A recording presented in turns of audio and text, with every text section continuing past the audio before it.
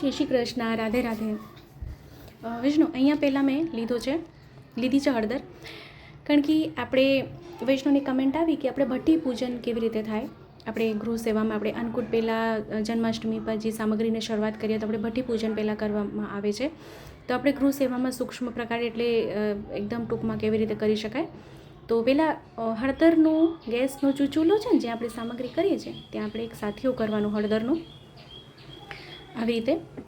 તો જો આ વિડીયો છે ને હું મારા સમજ પ્રમાણે શેર કરી રહી છું, તો મારાથી જે ભૂલ થઈ હોય તો કમેન્ટ ચોક્કસથી કરશો.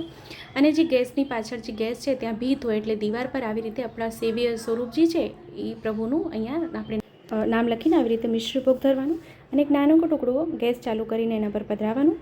અને પછી આપણે કઢાઈ એના પર મૂકવાની. પહેલાં આપણે વિનંતી કરવાની શ્રી મહાપ્રભુજીને, શ્રી વ્રજ ભક્તોને આપણે વિનંતી કરીને પછી સામગ્રી એટલે રીતની સામગ્રી પહેલાં આપણે ગુંજાની સામગ્રી જે રીતમાં ગુંજાની સામગ્રી આવે છે એ સિદ્ધ કરવાનું. તો આ છે ઘઉંનો કરકરો લોટ લેવાનો છે, કારણ કે એ જે ગુંજા હોય છે એ ગુંજા ઘઉંના કરકરા લોટમાંથી સિદ્ધ થાય છે. આપણે રવાના ગુંજા પ્રભુને રીત પ્રમાણે નથી આવતા, અધિકમાં એ સામગ્રી ધરી શકાય છે આપણે. તો પહેલાં ઘઉંનો લોટ જે કરકરો લોટ છે એને પહેલાં શેકી લેવાનું આપણે ઘીમાં ધીમી આંચે. અને શેકાઈ જાય એટલે ગેસથી નીચે ઉતારીને અને ઠંડુ થવા દેવાનું. તો એમાં થોડુંક એવું સૂકો મેવું, સુગંધી એટલે એલચી પાવડર પધરાવી દઈએ. એ બરાસ કપૂર પધરાવી શકાય છે. આપ ના પધરાવ્યું હોય તો ચાલે, પણ પધરાવીએ તો વધુ સારું બરાસ કપૂર. તો પૂરણ સરખું ઠંડુ થઈ જાય પછી આમાં આપણે બૂરું કરવાનું છે. હવે જ્યાં સુધી આ મિશ્રણ ઠંડુ થાય ત્યાં સુધી આપણે માવો એટલે આપણે મેંદાનું કણક બાંધી લઈએ. તો એમાં પહેલાં મોણ પૂરતું આપણે 2 ચમચી ઘી કરી દઈએ. અડધો કપ જ લોટ લીધો છે, કારણ કે સામગ્રી ઓછા પ્રમાણમાં સિદ્ધ કરી રહી છું. તો વિડીયો મારા સમજ પ્રમાણે શેર કરી રહી છું. તો આમાં જે બી મારી ત્રુટિ રહેતી હોય, મારી ભૂલ થતી હોય તો મને ચોક્કસથી કમેન્ટ કરશો કે મારી ક્યાં ભૂલ થઈ રહી છે. અને કણક હવે થોડું જલ પધરાવીને સરખું મોઈ લઈએ અને લોટ સરખી રીતે આપણે બાંધી લઈએ. આપણે આનો લોટ આપણે પરોઠા જેવો હોય ને એવી રીતે જ આપણે એને બાંધવાનું છે. તો ચેનલ પર નવા આવ્યા હોય તો ચેનલને સબસ્ક્રાઈબ કરશો, બેલ આઇકન હિટ કરશો, જેથી જ્યારે બી સામગ્રીનો વિડીયો મૂકો તો આપ સુધી નોટિફિકેશન આવી જાય. અને હા, એક ખાસ કે વિડીયો જો ગમે તો આપણા ગ્રુપમાં શેર ચોક્કસથી કરી દેશો, જેથી શું છે કે આ વિડીયો વધુથી વધુ લોકો સુધી પહોંચે અને એને પણ વિડીયો ઉપયોગી થાય. તો અહીંયા કણક છે ને એ સરખી બંધાઈ ગઈ છે. હવે એને ઘી મેં પહેલાં જો અહીં ગરમ કરવા મૂકી દીધું છે ધીમી આંચ પર, અને આ મિશ્રણ બી ઠંડુ થઈ ગયું છે. તો એમાં હવે બૂરું કરી દીધું છે મેં. બૂરું જે માવો મિશ્રણ છે, ઘઉંનો કરકરો લોટ જે માવો શેક્યો એના કરતાં થોડુંક વધારે ચડિયાતા પ્રમાણમાં બૂરું લેવાનું અને એને સરખી રીતે આપણે મિક્સ કરી લેવાનું છે. અને હવે આપણે જે મેંદાની કણક બાંધી છે એમાંથી આપણે નાની નાની પૂરી વણી લઈએ અને એનાથી આપણે ગુંજા સિદ્ધ કરી લેવાના છે. તો ગુંજાના મેં ઘણા બધા પ્રકાર આપ સાથે શેર કર્યા છે.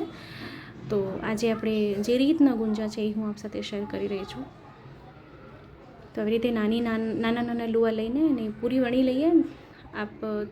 હું એકદમ નાના સાઇઝના ગુંજા સિદ્ધ કરી રહી છું. આપને થોડા મોટા કરવા હોય તો આપણે કરી શકો છો.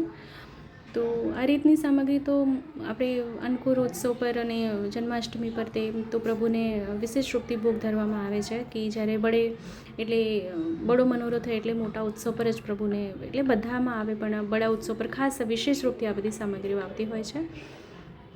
તો સાઈડમાં જે કોર છે એના પર થોડુંક જલવાળી આંગળી લગાડી દઈએ, જેથી બંને કોર સરખી ચીપકી જાય, ખુલી ના જાય જ્યારે આપણે ગુંજા તળીએ ને ત્યારે. તો અહીંયા એક્સ્ટ્રા જે હોય સાઈડના અહીંયા આપણે કાઢી લઈએ. હવે તો જો કાંગળી વળતા આવડે તો ઠીક છે, નહીં તો આવી રીતે જો માર્કેટમાં મળે છે તો આપણે આવી રીતે બી કરી શકાય છે. જો આપણે જોઈ લો, અને નહીં તો સાચા બી મળે છે, એમ બી કરી શકાય. પણ જો આવડતું હોય તો આપણે કરી લઈએ. મને બહુ નથી ફાવતું, પણ થોડું ઘણું તો કરી લઈએ. તો આવી રીતે બધા ગુંજાની આપણે કાંગળી 2 આંગળીની વચ્ચે પ્રેસ કરતા જઈએ કરી લઈએ. ને એક લાકડી કે ટૂથપીક કોઈ બી લઈને વચ્ચે આવી રીતે હોલ કરી દઈએ કે જેથી શું છે, કારણ કે ઘીમાં જ્યારે આપણે તળવા જઈએ તો ફૂલે અને ફૂલીને ફાટી જાય, તો અંદર સુધી તળાઈ જાય, કારણ કે એર ભરાઈ જાય ને તળવા ટાઈમે.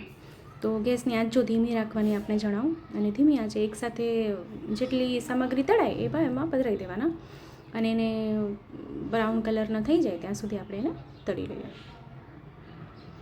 ચેનલ પર જો નવા આવ્યા હોય તો ચેનલને સબસ્ક્રાઈબ કરશો, બેલ આઇકન હિટ કરશો, જેથી જ્યારે બી કોઈ સામગ્રીનો વિડીયો મૂકું તો આપ સુધી નોટિફિકેશન આવી જાય. તો અહીંયા ગુંજા આપજો સુંદર અહીંયા તળાઈ ગયા છે. હવે આપણે એને બહાર કાઢી લઈએ. તો આવી રીતે જ આપણે બધા ગુંજા તળી લેવાના છે. તો આ વિડીયો આપને કેવો લાગ્યો છે કમેન્ટ કરીને ચોક્કસથી જણાવશો. હવે આપણે એને પાત્રમાં સાજી લઈએ. તો એ ખૂબ સુંદર અને સરળ રીતે અહીંયા આપણે રીતની ગુંજાની સામગ્રી સિદ્ધ થઈ ગઈ છે. તો આ બી આ સામગ્રી સિદ્ધ કરજો, શ્રી પ્રભુને ધરાવજો અને કમેન્ટ કરીને ચોક્કસથી જણાવશો. ફરીથી મળશું નવા વિડીયો નવી સામગ્રીની સાથે. ત્યાં સુધી આપ સૌને મારા જય શ્રી કૃષ્ણ.